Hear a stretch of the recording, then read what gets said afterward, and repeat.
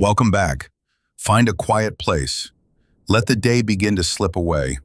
Tonight we travel softly to the Old North, to the slow snowlands where pines hold heavy white branches, where wood smoke drifts up from carved wooden halls, and where the long northern lights move quietly across a deep, starry sky. Breathe in slowly, breathe out slowly. Let your eyes grow heavy. Our first tale is the quiet story of Idun and the golden apples. High above the slow, snowy world, in the great realm of Asgard, where the halls of the old northern gods stood beneath silver birch and tall blue pine, there grew a small, quiet orchard. It was tended by a gentle goddess named Idun.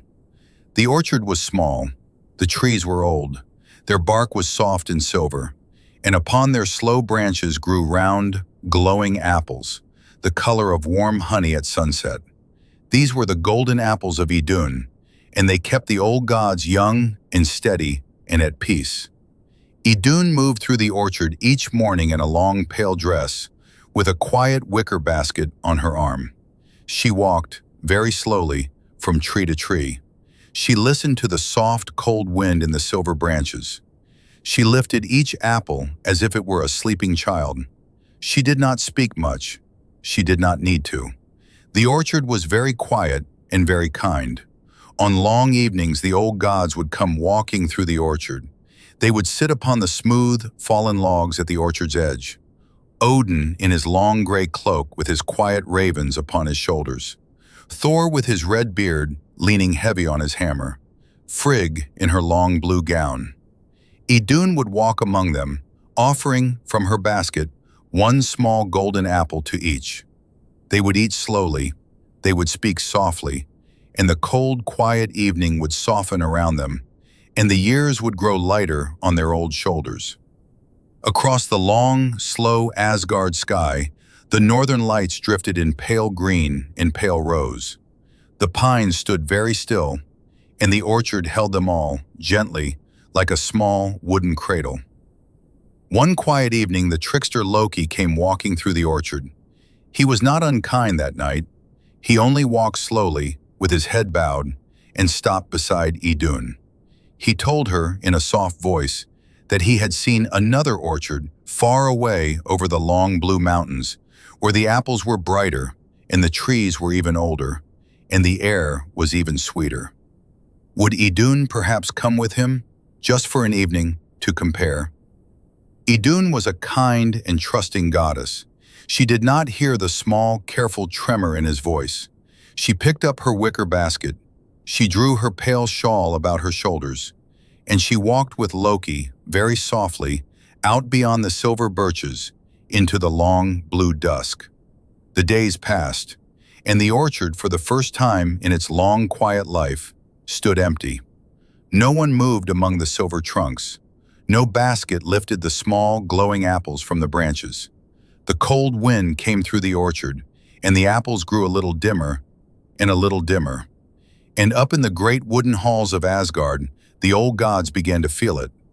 Odin's slow steps grew slower. Thor's red beard grew streaked with quiet gray. Frigg's bright eyes grew gentle and tired. The years, which had been so kind, began to settle softly upon their shoulders. The old gods understood, quietly, that Idun was gone. They called for Loki. They asked him to bring her home. And Loki, who had grown afraid of the slow weight of his own trick, agreed. He traveled very far, over long, slow mountains, and across cold, quiet rivers, until at last he found Idun in a far stone hall, her basket on her arm, looking out a small window at the falling snow.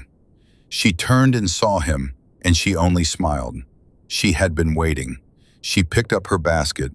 She drew her pale shawl, and together they began the long, slow journey home. Idun returned to the orchard in the deep blue evening. The old gods were waiting at the edge of the silver trees. She walked among them very softly. She lifted from her wicker basket one small golden apple and offered it to each in turn. They ate slowly. The slow weight of years lifted, very gently, from their shoulders. Odin's gray eyes grew clear again. Thor's beard grew bright. Frigg smiled her quiet smile, and the soft northern lights moved overhead, in long, pale ribbons of green and rose. The orchard held them all again, very gently, like a small wooden cradle, and nothing more was said about that long, quiet absence. Our second tale is the quiet story of the Wall of Asgard. In the early days of the world, when Asgard was still a young realm of wooden halls and open meadows, the old northern gods grew worried. The boundaries of their realm were soft. The mists drifted in and out at the edges. They wanted around their wooden halls a great stone wall, a wall that would stand for 1,000 winters, a wall to keep the realm quiet and safe. One soft gray morning, a tall, quiet stranger came walking out of the mists. He was a stonemason, he said very calmly. He could build them such a wall in a single winter if they would only give him, as his payment, the bright sun and the soft moon and the goddess Freya. The old gods sat in their council for a long time. They knew, of course, that such a thing could never truly be paid, but they wanted the wall. Loki, whispering at the back of the hall, said, "Give him the contract, but tell him he must finish before the first day of summer. He cannot possibly do it." And so the contract was made. The stonemason went to work. He had brought with him a great, quiet stallion. The stallion was strong and patient and tireless. Each day the stonemason and his stallion carried huge stones from the cold, quiet river to the foot of the rising wall. The work moved slowly, slowly, but the wall began to rise. Through the long, cold autumn, the wall grew, soft gray stone upon soft gray stone. The old gods watched. They began to grow uneasy. The wall was growing faster than they had thought. Winter came. The snow lay heavy upon Asgard.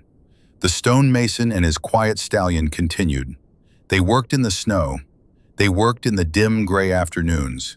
They worked under the slow, soft northern lights. By the time spring was beginning to soften the snow at the foot of the silver birches, the wall stood almost finished. Only 3 days remained. Only one short stretch of stone, near the eastern gate, remained to be built. The old gods understood at last that they had been wrong. The stonemason was going to finish. They called for Loki. They asked him very firmly to do something. And so Loki, who could change his shape, slipped out into the meadow at the foot of the eastern wall and turned himself into a soft gray mare. The great patient stallion, who had pulled stone for a long winter, looked up at the soft gray mare. He paused. He blinked his great quiet eyes, and very slowly he wandered out of his harness and followed the soft gray mare into the long blue mists, and did not return that day, and did not return that night. The stonemason waited. He waited through the dim morning. He waited through the soft afternoon. He could not move the last great stones without his stallion. The first day of summer came. The contract had not been kept. The stonemason quietly accepted that he had lost his payment. He turned and walked back into the soft gray mists, the way he had come. The wall remained almost finished around the wooden halls of Asgard. Slow blue dusk fell over the silver birches. The old gods sat in their great quiet hall. They did not speak much. They felt, very gently, that they had done something they would think about in the slow winters to come. Outside, the new stone wall stood softly under the moving northern lights, and the long northern sky moved slowly above it all. Our third tale, told softly, is the quiet story of Frigg and the gentle promise. Among the old northern gods there lived a young god named Balder. He was the soft son of Frigg and Odin. He was very kind. His face was very calm. He carried with him, wherever he went, a soft, quiet light, as though a small lantern was always burning gently inside his chest. The other gods loved him without effort, and the great wooden halls of Asgard were warmer because he walked through them. But one quiet winter, Balder began to have strange dreams. They were not loud dreams. They were only soft. He saw in them long, pale rivers and quiet shores he did not know. He saw in them slow blue mists. He woke each morning a little tireder. He told his mother, Frigg, very gently about the dreams, and Frigg, who loved him very dearly, decided that she would, very quietly, protect him. Frigg drew her long blue cloak around her shoulders. She walked very softly out of the wooden halls of Asgard. She walked through the silver birches.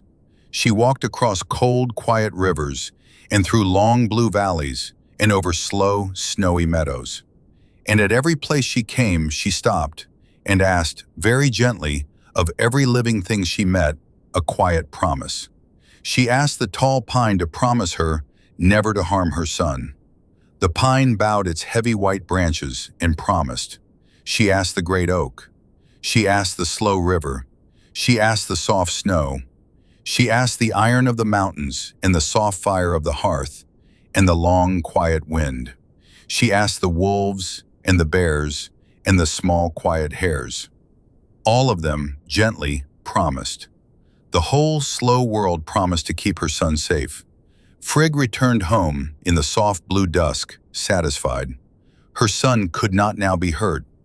But there had been, far out at the edge of a long blue valley, a small green plant, the mistletoe, growing very high on the bark of an old oak. Frigg had walked past it. She had not asked it. It was so small, so quiet that she had thought to herself, gently, it could not possibly do any harm. The mistletoe stood still on its branch and made no promise. Back in the great wooden hall of Asgard, the old gods began a quiet game. Knowing that nothing in the world could harm Balder, they would, one by one, take a small stone or a soft stick and throw it very gently at him. And the stone would pause in the air and turn aside, and the soft stick would drift past his shoulder and fall harmlessly upon the wooden floor. Balder would smile his calm smile. The other gods would laugh softly. The fire in the hall would crackle quietly.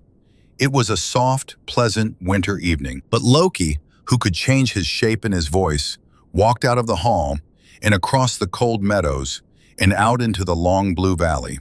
He found the small green mistletoe high upon the old oak. He broke off a small slender branch. He shaped it, very quietly, into a small dart. He returned to the wooden hall. Inside, he handed the small dart, gently, to a quiet, blind god, Hodr, who had been sitting alone near the long wooden table, not joining in the soft game. "Throw it," said Loki, in his soft, careful voice. "Throw it, gently. I will guide your aim." Hodr, who could not see, did as he was asked. He threw the small dart very softly. It drifted across the hall. It did not turn aside. It found, very gently, the heart of Balder. And Balder, with a soft sigh, fell quietly to the wooden floor, and the small lantern inside his chest grew dim. The hall went very still. Frigg ran in. She held her son. The fire crackled very softly. The old gods understood, slowly, what had happened. And the long, quiet winter outside the great wooden hall held them all, very gently, as their quiet world began to mourn. That is enough for tonight. Let the stories settle softly into your mind like snow upon a long blue valley.